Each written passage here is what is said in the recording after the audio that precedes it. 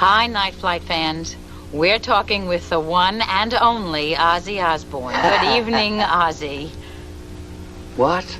Good evening, Ozzy. Hello there. How are you? Fine. Ozzy, first of all, it has been rumored that you have bitten off the... From biting the head off a bat on stage to surviving countless drug binges, Ozzy Osbourne's life reads like a cautionary rock and roll fable.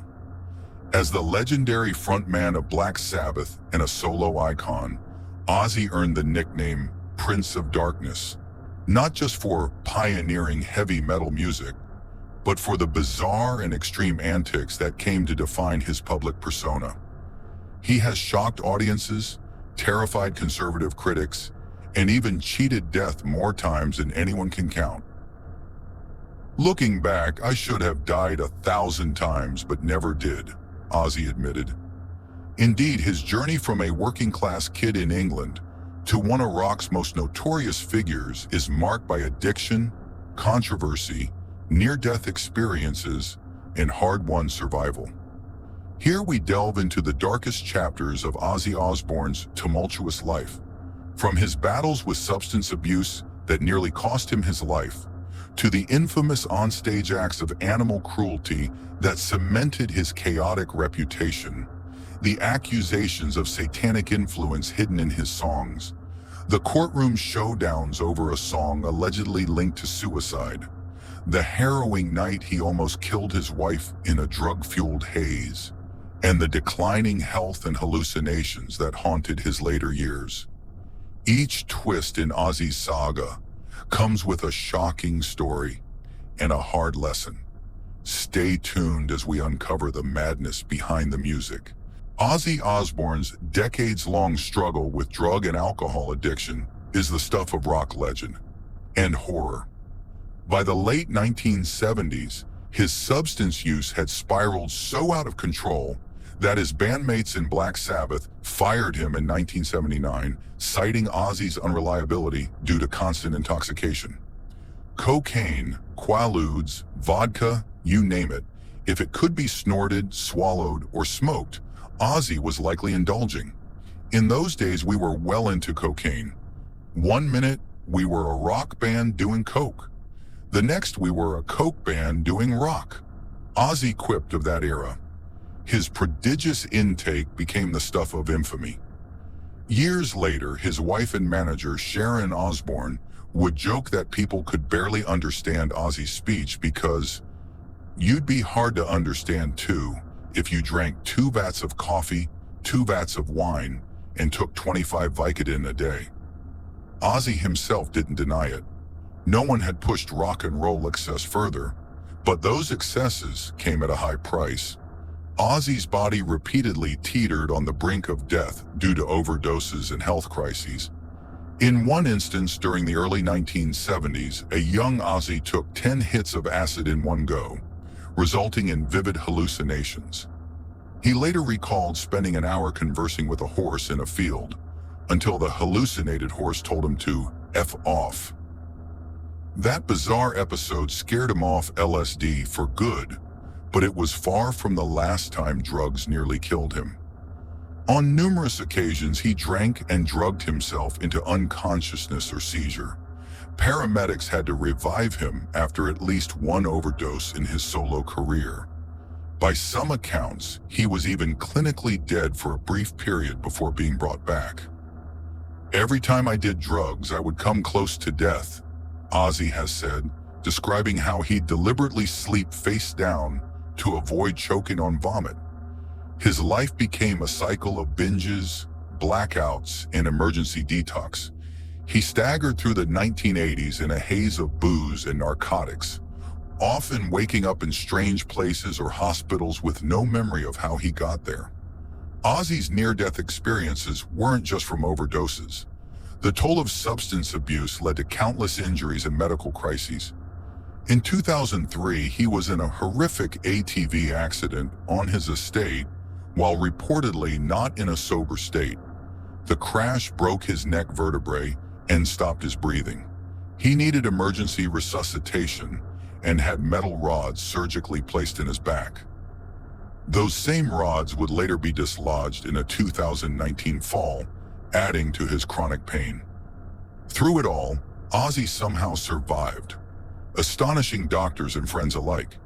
Longtime guitarist Zakk Wylde marveled that Ozzy's resilience and drug tolerance were like King Kong and Godzilla combined, given how much abuse his body withstood.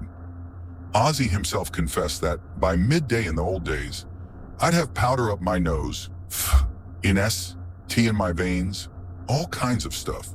And yet he kept waking up. His survival defied logic, even to him. I was scared to close my eyes at night, afraid I might not wake up, he admitted of his worst years. The relentless substance abuse also caused severe blackouts, memory loss, and erratic violent behavior. Ozzy would routinely do things while drunk or high, and later have zero recollection.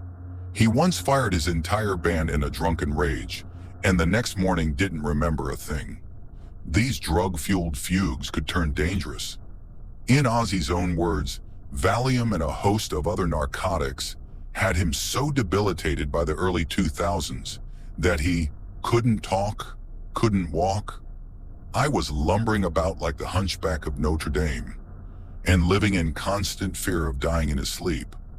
Clearly, the Prince of Darkness was dancing on a knife's edge between life and death. What shocking acts could such a madman commit under the influence? Ozzy's addictions not only nearly killed him, they also unleashed some of the most infamous and disturbing stunts in rock history.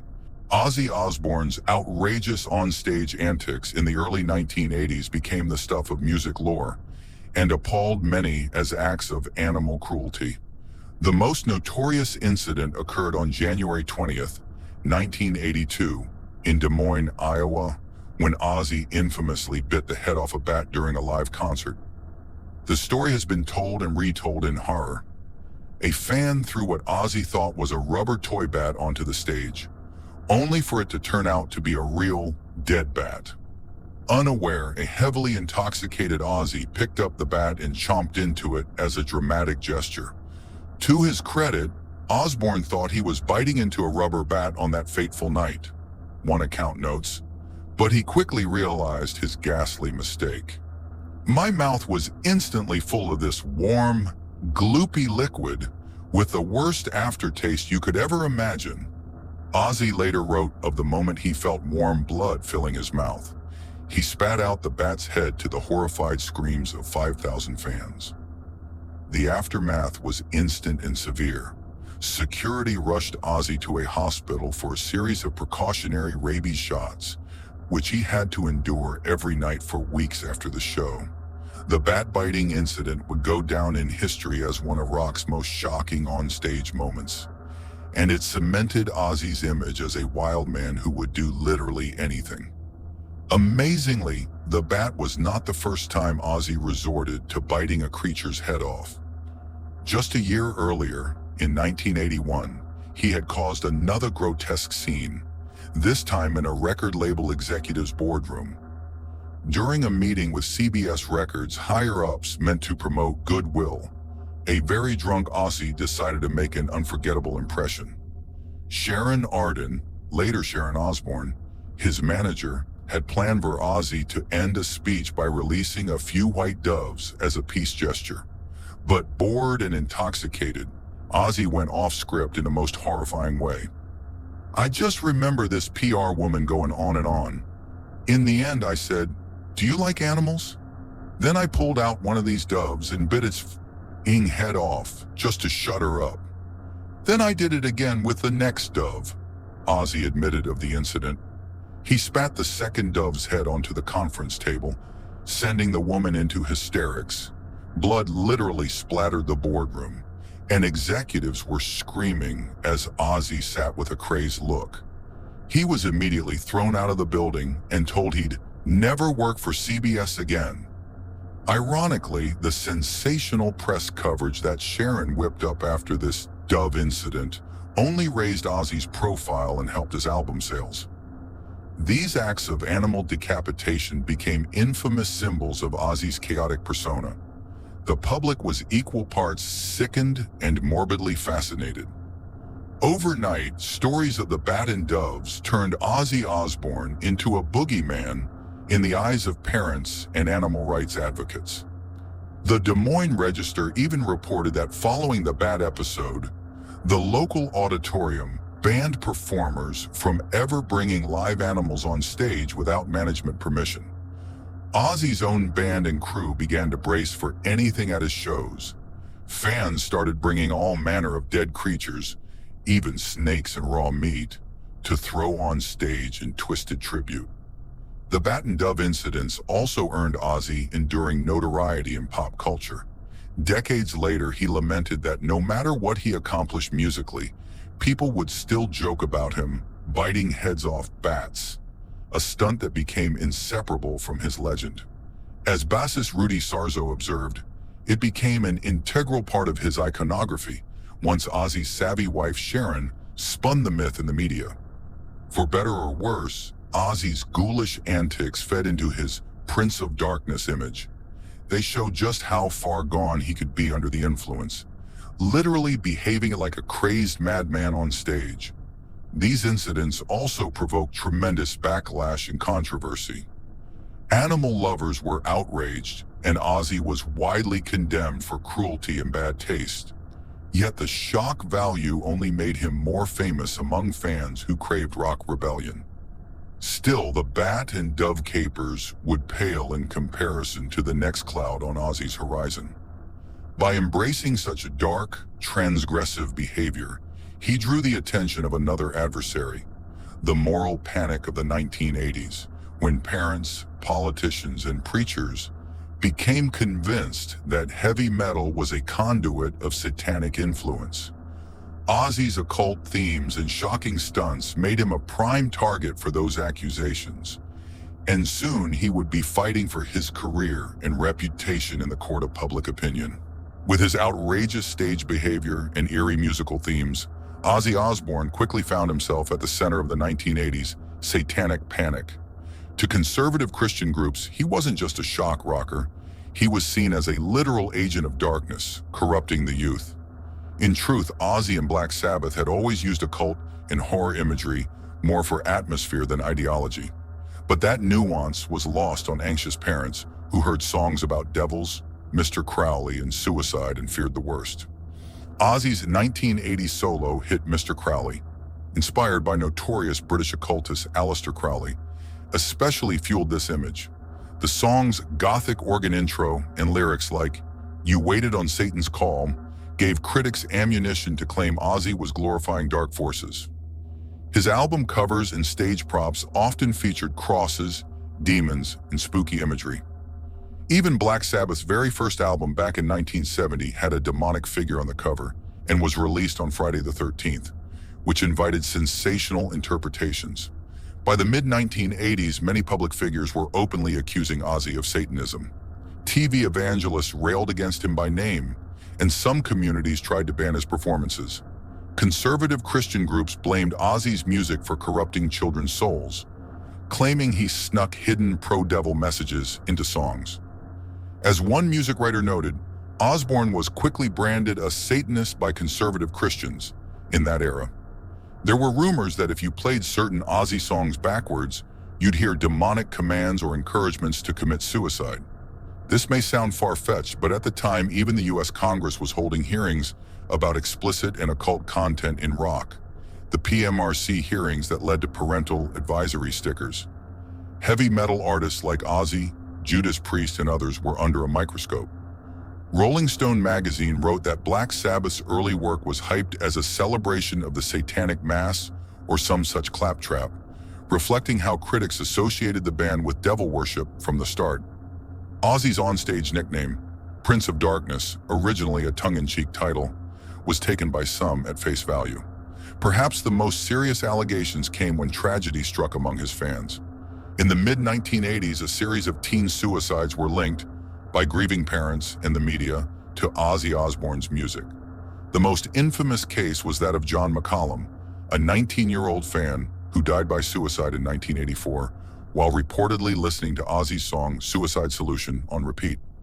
Not long after, McCollum's parents and others publicly accused Ozzy of inciting suicide, even suggesting his songs contained subliminal messages urging listeners to kill themselves.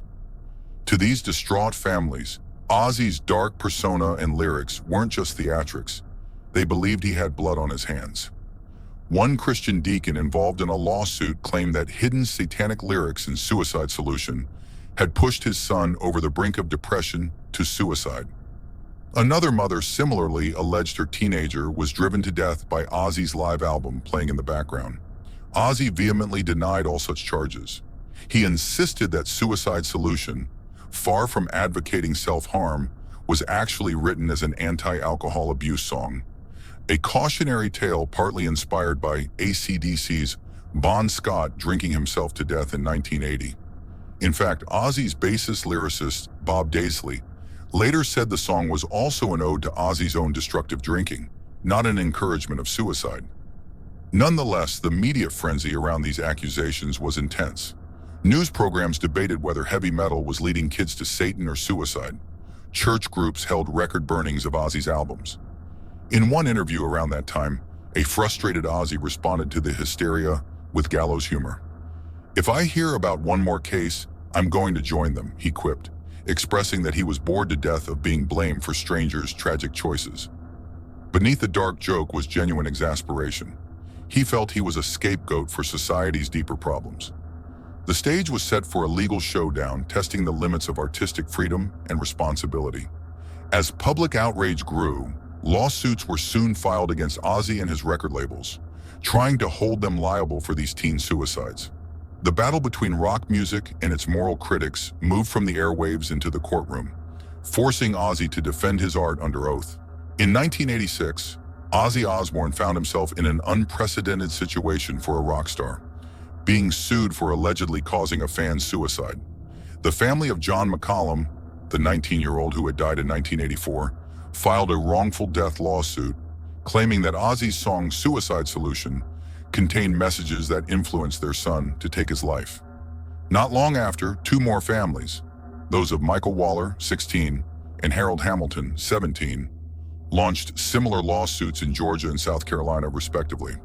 They alleged that subliminal phrases buried in Ozzy's recordings, phrases like "get the gun" or "just do it," were rumored, had brainwashed their children into suicidal acts.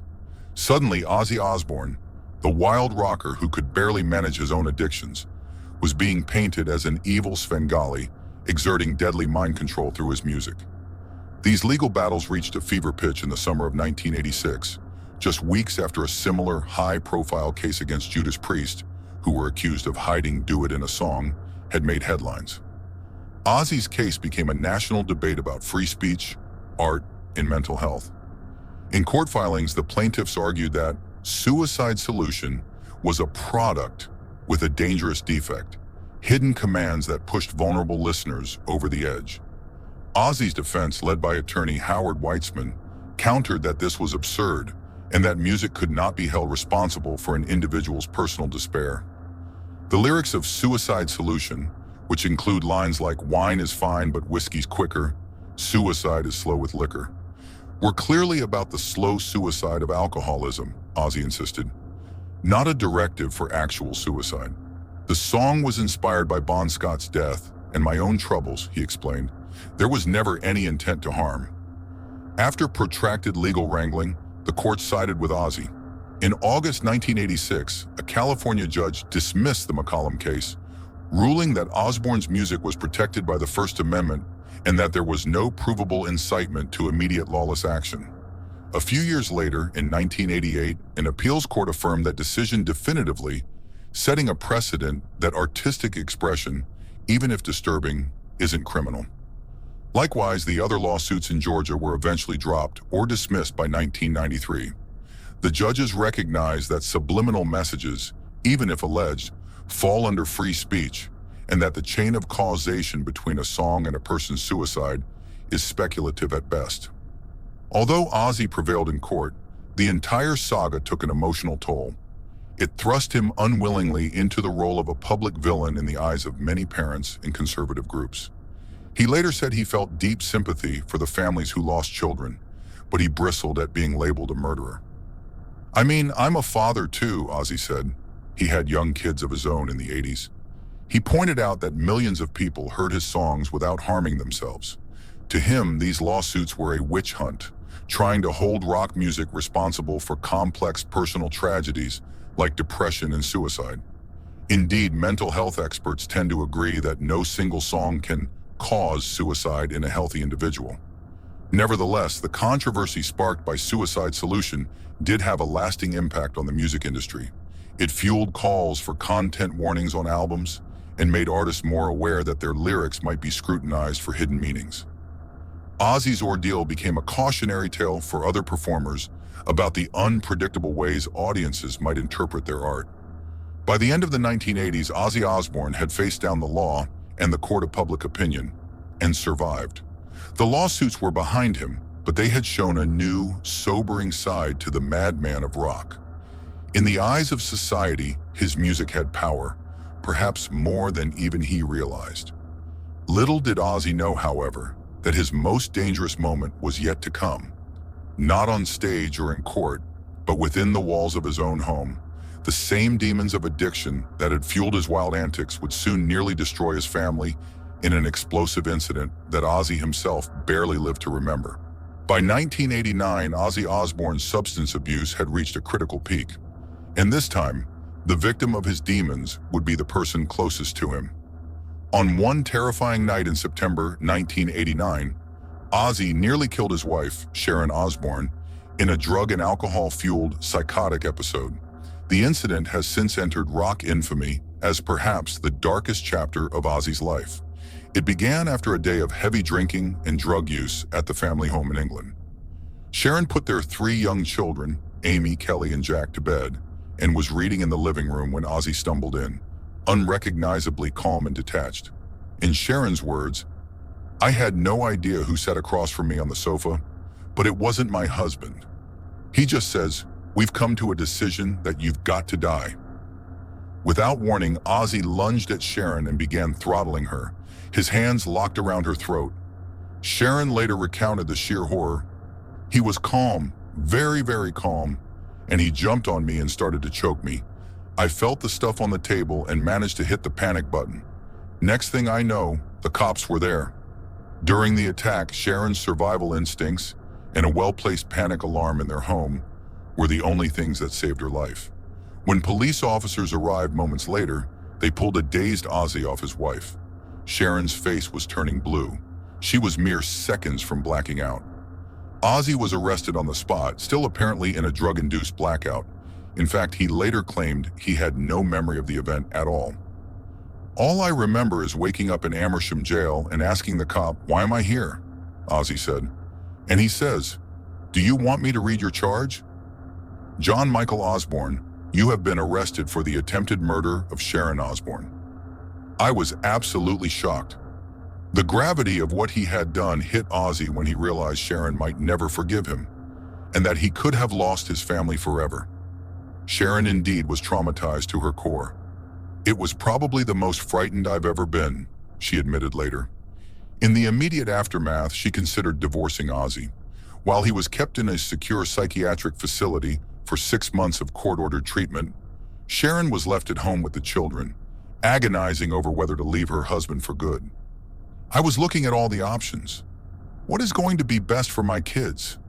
What is going to be best for me?" she reflected. Ultimately, in a decision that surprised many, Sharon chose to drop the charges and give Ozzy another chance. When Ozzy emerged from rehab, profoundly shaken and newly sober, Sharon saw genuine remorse. "He frightened himself," she noted. Ozzy was horrified that he was capable of nearly murdering the love of his life. The couple cautiously reconciled, though the scars from that night never fully faded. Sharon has spoken openly about the lasting trauma. It took immense work for them to rebuild trust. Ozzy, for his part, has never shied away from owning up to the incident in later interviews, calling it his absolute lowest point. "It's not exactly one of my greatest achievements," he said bluntly of the strangling episode. He has credited Sharon's forgiveness and tough love with saving his life thereafter. "If it weren't for her, without a shadow of a doubt, I would be dead," Ozzy has stated about his wife. The 1989 near tragedy became a turning point. It forced Ozzy to confront the reality that his addictions could destroy everything he cherished. After that, he earnestly attempted sobriety with Sharon's support, though not without relapses in the years to come. This dark incident also revealed the resilience of the Osbourne family. Remarkably, Ozzy and Sharon emerged still together, and in the decades following, they even shared their chaotic family life with the world in a hit MTV reality show, The Osbournes. But underneath the foul-mouthed humor of that show lay the knowledge of what they had overcome. Kelly Osbourne, their daughter, later said she hates going on holiday because as a child, every time her dad did something terrible, like the 1989 attack, the family would go on a beach vacation afterward as a way to heal. It was their way of pretending things were normal. The violence of 1989 proved Ozzy's greatest enemy wasn't some external evil. It was the addiction and mental instability inside him. Having stared that demon in the face, Ozzy entered the 1990s a chastened man, determined to outlive his vices. Yet as time would show, the consequences of his wild life were not done exacting their price. In the years ahead, Ozzy would face declining health and even eerie hallucinations, as decades of hard living caught up to the Prince of Darkness. After cheating death so many times in his youth, Ozzy Osbourne eventually began to feel the toll of his lifestyle on his body and mind. The 2000s and 2010 saw Ozzy grappling with a series of serious health issues, some directly stemming from past injuries and substance abuse, others simply the result of age and a hard life. In 2003, the same near-fatal ATV accident that broke his collarbone and neck left him with lasting nerve damage. Metal rods were implanted in his spine to stabilize him. For years afterwards, he dealt with chronic pain and difficulty walking. Then, in 2019, a simple nighttime fall at his home re-aggravated those old injuries. The impact dislodged the metal rods in his back, requiring multiple surgeries and forcing the cancellation of his tour. Recovery was slow and painful. Ozzy later wondered if that fall was an early sign of something more insidious. Sure enough, in early 2020, he publicly revealed he'd been diagnosed with Parkinson's disease. Parkinson's, a degenerative neurological condition, explained some of the tremors and mobility issues that had increasingly troubled Ozzy. "For years I've had neurological problems. I used to shake a lot," Ozzy said, describing symptoms that were initially attributed to decades of heavy drinking, but turned out to be an illness. The diagnosis was sobering, but at least gave Ozzy and his family a path forward for treatment. Still, Parkinson's has no cure, and by the mid-2020s, Ozzy's health had declined to the point that he struggled to walk without assistance. Sharon Osbourne revealed that by 2023, Ozzy could no longer walk properly due to the disease's progression, even though his voice is as good as it's ever been. The once unstoppable stage performer now moved in a wheelchair or with a cane, his body weakened by years of wear and tear.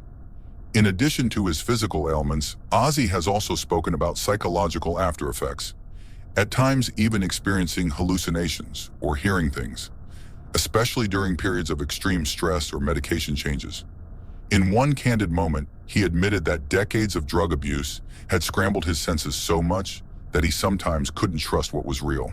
The combination of powerful prescription drugs for pain and Parkinson's, with his history of substance use, led to some frightening moments of confusion.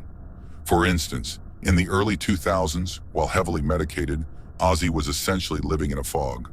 "I was wiped out on pill. I could barely stand up," he recalled, describing how he feared closing his eyes at night. He even said he began hearing imaginary voices and suffering vivid nightmares as his brain struggled to adjust to sobriety after so many years of intoxication. Though Ozzy's wry humor led him to quip that hearing voices wasn't the scary part. It was when they started talking back to him that worried him. In truth, hallucinations can be a symptom of advanced Parkinson's or a side effect of medications, and Ozzy has alluded to seeing or hearing things that aren't there on occasion in recent years. Such episodes were a stark reminder that the shadows of his past still lingered in his mind. Despite these challenges, Ozzy showed remarkable determination to keep going. By 2018, he triumphantly announced that he had been sober. No drugs, no alcohol, not even tobacco for over 4 years. a major victory for someone who had spent nearly 40 years in a self-described bender. "I mean, I have grandchildren now and I'm 70 years old and I don't want to be found dead in a hotel room somewhere," he said in a 2018 interview, explaining his newfound commitment to clean living. This quote revealed Ozzy's mindset. He was painfully aware how lucky he was to have survived to old age, and he didn't want to push that luck any further. Even so, fate had one final act for the Prince of Darkness. In 2020, right after going public with his Parkinson's diagnosis, Ozzy insisted, "I'm not done," and continued recording music. He released new albums, Ordinary Man in 2020, Patient Number 9 in 2022, to critical praise, proving that his creative spark still burned. But physically, touring became impossible. After multiple postponements, Ozzy announced his retirement from touring in 2023, acknowledging that he could no longer meet the rigors of travel and performance. Yet fittingly, in July 2025, he managed to take the stage one last time in his hometown of Birmingham, performing from a throne, since he couldn't stand for long, at a grand farewell concert alongside fellow metal legends. Ozzy poignantly sang, "Mama, I'm coming home," essentially saying goodbye to his fans and career. Just weeks after that final show, on July 22nd, 2025, Ozzy Osbourne died at age 76, surrounded by his family. Bedeviled by health issues for years, he had somehow defied the odds far longer than anyone expected, but his body at last gave out. The outpouring of tributes that followed spoke to the complexity of Ozzy's legacy. Fellow musicians hailed him as a trailblazer, a true legend, and fans mourned the man who had provided the soundtrack to their wildest moments. Many also marveled that he lasted as long as he did, living proof that sometimes fact is stranger than fiction. Ozzy Osbourne's life was a roller coaster through hell and back, a saga of excess and survival unmatched in rock history. In a career spanning over 5 decades, he sold more than 100 million records and earned his place in the Rock and Roll Hall of Fame.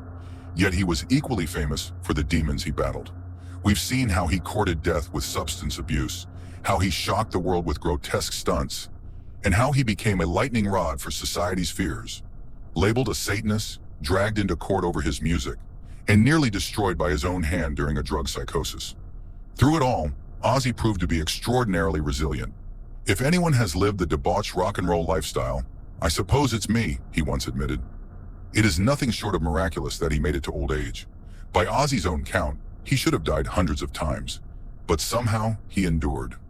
In his later years, a softer, reflective Ozzy emerged, a man who treasured his family, embraced sobriety, and even became an unlikely TV star as the lovably incoherent patriarch on the Osbournes. He often expressed gratitude in his uniquely profane way for still being alive. "For all of my complaining, I'm still alive," he marveled in 2023. Indeed, survival became Ozzy's ultimate legacy. Where many of his contemporaries fell victim to overdose or illness long ago, Ozzy kept crawling back from the brink, a testament to either remarkable luck, iron constitution, or perhaps something a bit mystical. Yet Ozzy's story is also a cautionary tale. The near-death experiences, the pain he inflicted on others, and himself, the long-term health repercussions, these underscore the very real costs of living on the edge. Ozzy would be the first to warn that his path was perilous. In one interview, he said plainly, "Every time I did drugs, I would come close to death," imploring others not to follow in his footsteps. His journey shows both the allure and the danger of the rock and roll mythos. He personified freedom and rebellion, but he also paid a heavy price for it. As the final curtain falls on Ozzy Osbourne's life, we are left with the image of a man who was larger than life in every sense. A bat's crazy showman who also had a loving, humorous side. A man who could appear on stage like a demonic jester, then go home and watch cartoons with his kids. Ozzy's ability to survive catastrophe became a point of pride. "What doesn't kill Ozzy makes him even Ozzier," one headline joked. In the end, his story is one of hard-won redemption. He evolved from a self-destructive madman to a reflective elder statesman of metal, respected and even adored by generations of fans. Ozzy Osbourne's life was an extreme ride through darkness, but also a testament to the possibility of clawing back into the light. As we remember his astonishing history, the addictions, the controversies, the music, and the mayhem, perhaps the biggest takeaway is the simplest. Ozzy survived, and in his own defiant words, "Survival is my legacy." Osbourne's story stands as both a warning and an inspiration, ensuring that the Prince of Darkness will not soon be forgotten in the annals of rock folklore.